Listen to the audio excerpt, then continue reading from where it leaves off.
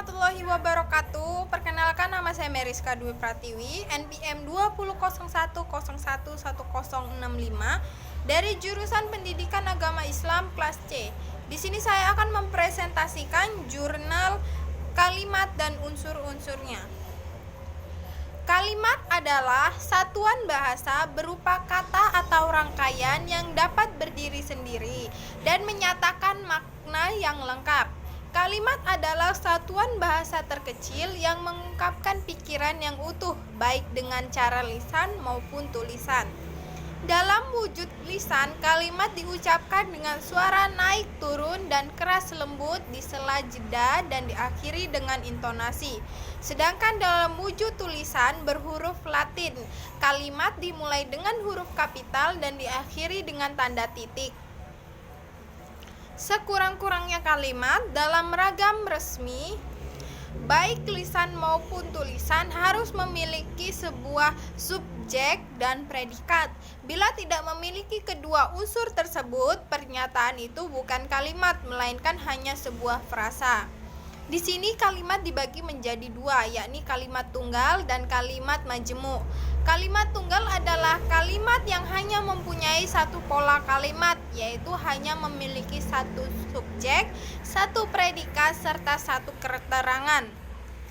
Kalimat majemuk adalah kalimat yang mempunyai dua pola kalimat atau lebih. Kalimat majemuk ini terdiri dari induk kalimat dan anak kalimat.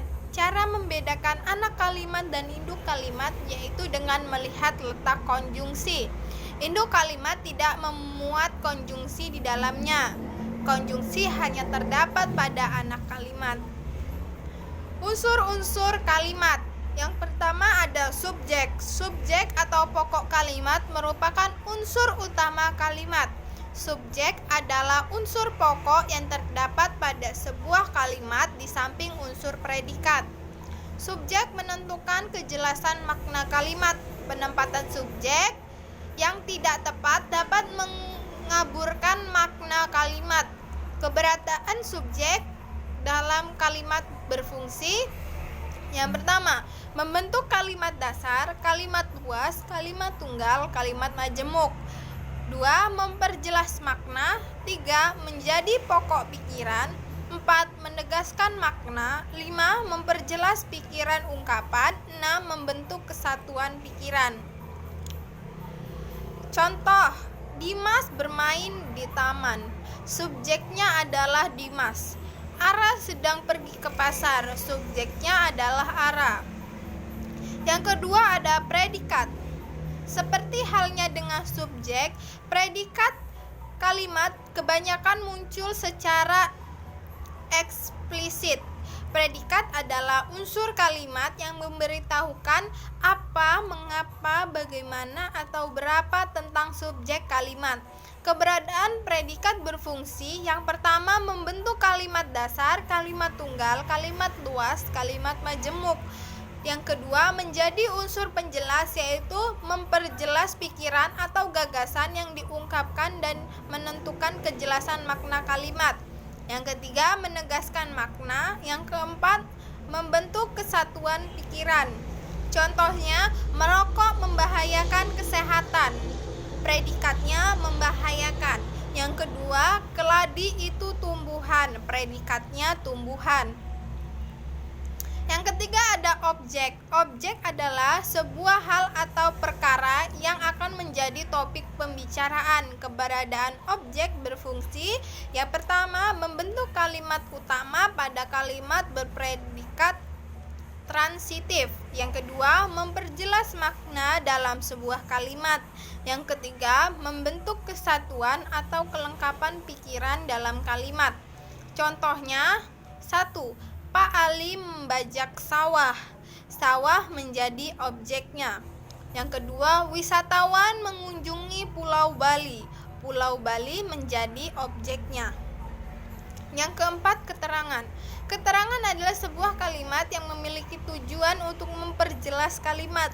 Keberadaan keterangan berfungsi untuk menambah informasi pada kalimat yang akan disajikan sebagai komunikasi yang mudah dipahami.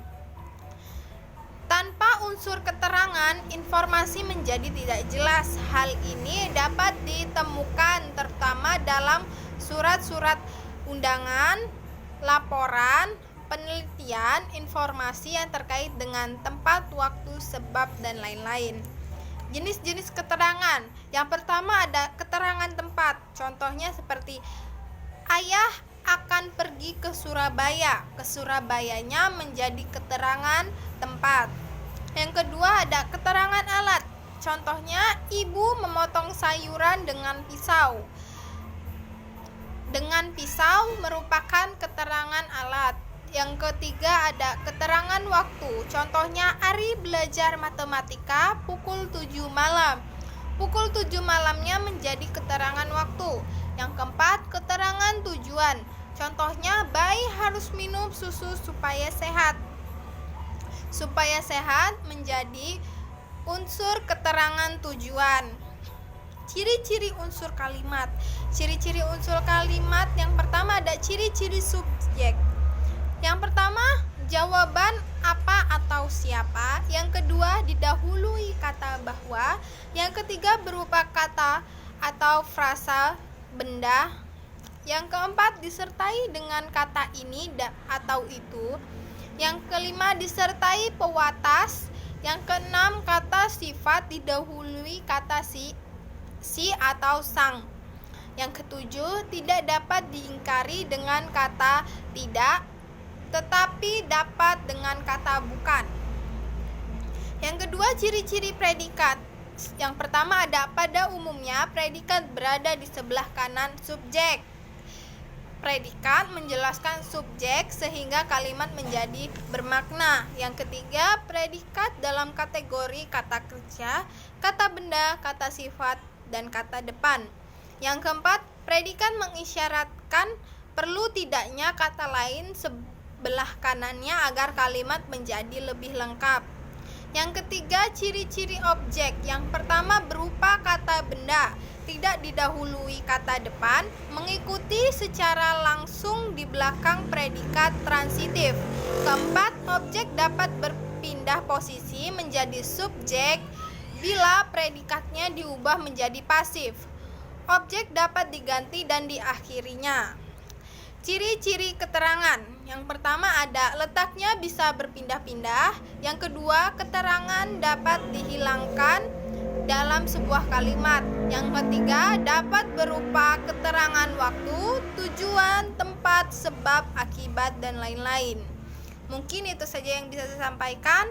Kurang lebihnya saya mohon maaf. Sekian, wassalamualaikum warahmatullahi wabarakatuh.